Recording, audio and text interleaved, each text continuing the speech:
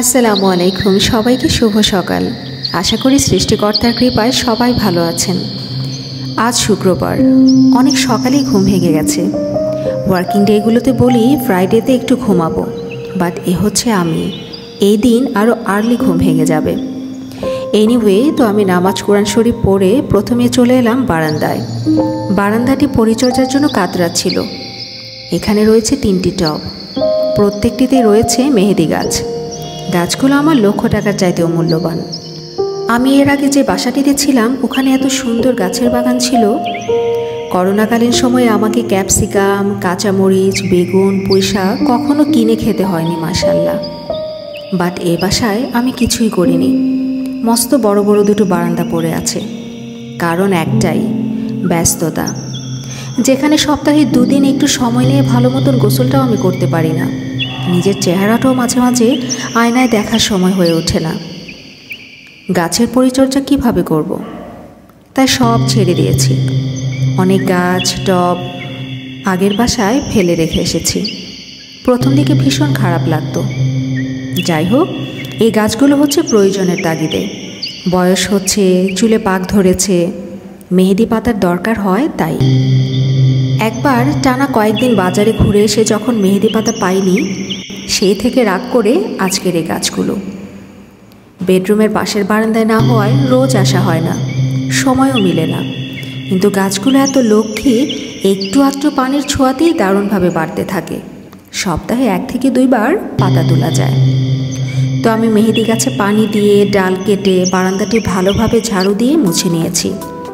আবার হয়তো 1 সপ্তাহ পর সুযোগ পাব। তারপর সবাই মিলে নাস্তা করে নিলাম। এশালের বাবা ইদানিং চিরা দই খাচ্ছে, আর এশালকে একটা পরোটা ঘি দিয়ে ভেজে দিয়েছি। ও আর কিছুই খাবে না। পরোটাটাও শেষ করতে পারবে কি না সন্দেহ। আর আমি নিয়েছি ডিম সিদ্ধ, গুড় দিয়ে দুধ, আর একটা ড্রাগন কেটে নিয়েছি। পাশাপাশি রেখেছি নাটস উইথ হানি। ভালো লাগলে খাবো, নইলে না। তো এখন আমি দর্জির কাছ থেকে বানিয়ে আনা ড্রেসগুলো দেখছিলাম। কাল রাতে এনেছিলাম, বাট চেক করার সময় পাচ্ছিলাম না। কোনো প্রবলেম হলে আর্লি জানাতে বলল। তো এটা জানি না কেমন হবে। বাসায় কিছু এক্সট্রা লেস ছিল, তা দিয়েই বানালাম একটা জামা। আমি গলায়, হাতে আর নিচে লেসটা লাগিয়েছি। তারপর 2টো মণিপুরি শাড়ির ব্লাউজ আমি বানিয়েছি।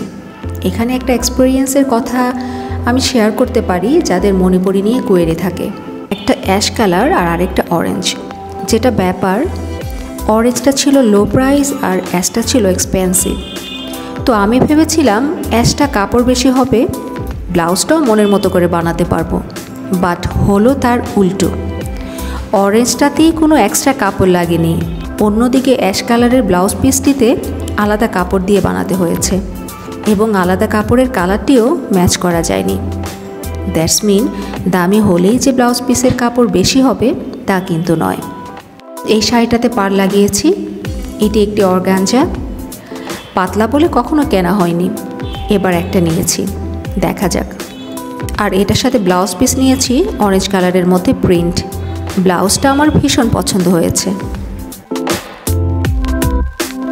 এর সাথে পেটিকোট নিয়েছি সিল্কের, আর এখানে জামদানির জন্য 3টি পেটিকোট।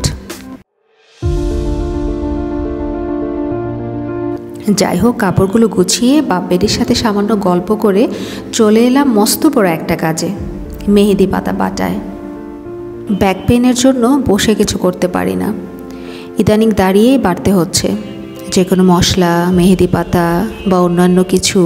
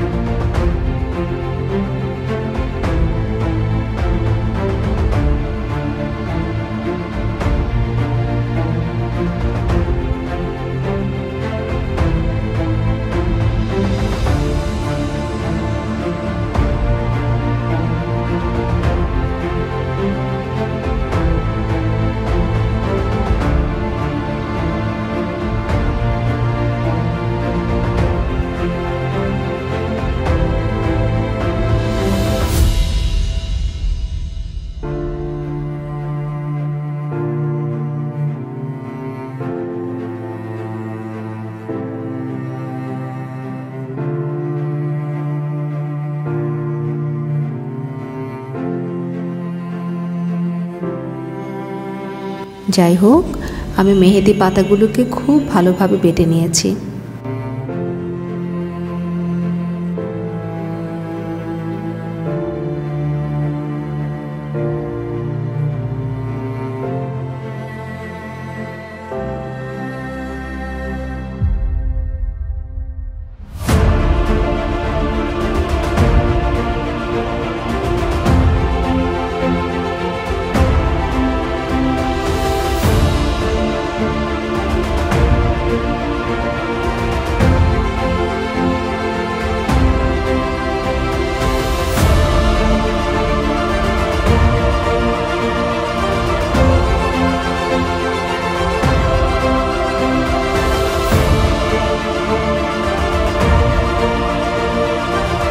তো এখন রান্না করছি ডাঁটা আলু দিয়ে চিংড়ি মাছ। আসলে অনেকেই ভাবে কিংবা ভাববে আমি রান্নায় ভীষণ এক্সপার্ট। আসলে ব্যাপারটি তা নয়। ভিডিও মেক করতে আমার ভালো লাগে, তাই টপিক হিসাবে বেশিরভাগ সময় রান্নাটাকেই চুজ করে নেই, এই আর কি।